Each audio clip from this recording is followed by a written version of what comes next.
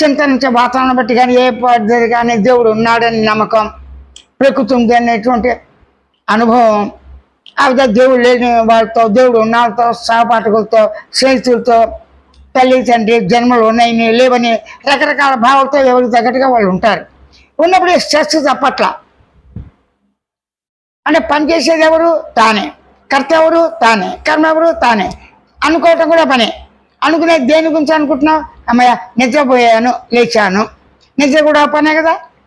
నిద్ర పట్టాలంటే ఏం చేయాలి? కష్టపడాలి. కష్టపడితే ఆటోమేటిక్గా నిద్ర వస్తుంది. కష్టపడ్డా కూడా బాధలు ఎక్కువైతే, మానసిక బాధలు, వాడు చేసే డ్యూటీ సరిగ్గా లేకపోతే, ఆహారం సరిగ్గా లేకపోతే, జబ్బు బాగా వస్తే నిద్ర కూడా పడదు.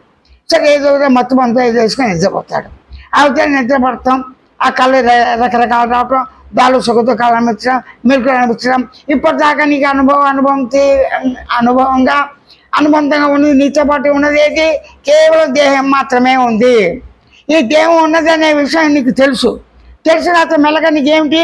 ఈ దేహం నాది, ఈ దేహకర్త ఉన్నాడా లేదా, దేహాన్ని సృష్టించలేదు, అది భగవంతుడి దయ, ప్రకృతి నియమంగా ఏదో పద్ధతిలో నమ్మకంతో ఉండి అందరూ రకరకాల అభిప్రాయాలు చెప్పారు అనుభవం ఉన్నప్పటికీ. అది ఎవరికి అందరికీ పూర్తిగా జవాబుదారి కాదు, విశ్వజనీయమైనటువంటిది కాదు.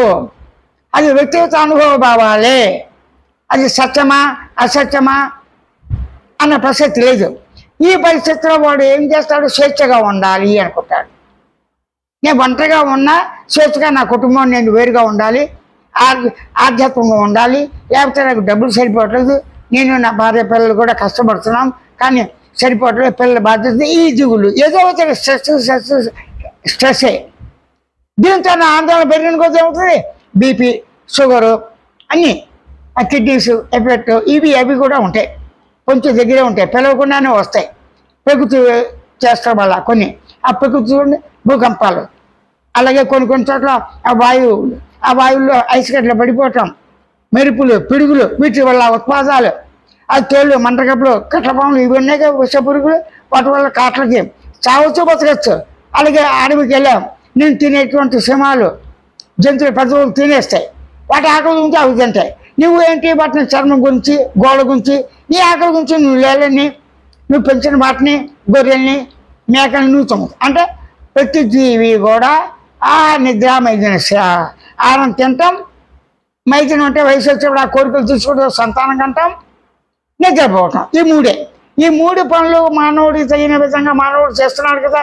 ద్విపాద పశువు అంటే 2 కాళ్ళ జంతువు.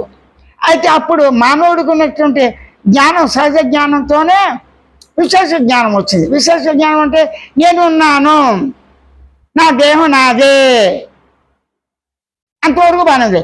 నా దేహాన్ని నేనే రక్షించుకోగలను, దేవుడు లేడు, జన్మలు లేవు, నా దేహాన్ని ఎంత ప్రయత్నం రక్షించుకోలేను, నాకు అయిన వాళ్ళు ఉన్నారు, వాళ్ళ మీద భారం వేస్తారు. అంటే కర్మ చేసేవాడెవరు? తాను. నిజ పోవటం, నిజ మేలుకోవటం, కళ్ళగంటం, అది ఒక పనేగా. కర్త లేకుండా కర్మక్రియ లేదు, కర్మక్రియ లేకుండా కర్త లేదు, కేవలం కర్మ ఉండదు. కానీ ఈ 3 ఉండి తీరాలి. అప్పుడు మధ్య మన వాడుక భాషలో నేనున్నాననే శబ్దంలో భావం ఏముంది? దేహ భావన ఉందా? నేనున్నానే ఉనికి భావన ఉందా? ఉనికి భావన ఉంది. నేనున్నానే ఉనికి భావంతో, చైతన్యంతో, చిత్ పదార్థంగా ఉన్నావు కదా అని సత్పదార్థ అవగాహన, చిత్ పదార్థ అవగాహన నీకుందని కొంత నాలెడ్జ్. పెద్దలు చెప్పడం చేస్తే కానీ, పుస్తకాలు చదవటం కానీ, శాస్త్రాలు చదవటం కానీ, వినికిడి వల్ల కానీ, ఈ దేవాలయాలు ఇవన్నీ ఉండి చుట్టుపక్కల వాతావరణం చేస్తే ఆస్తులు నాస్తులు కలిసిమెలిసి ఉంటున్నాము.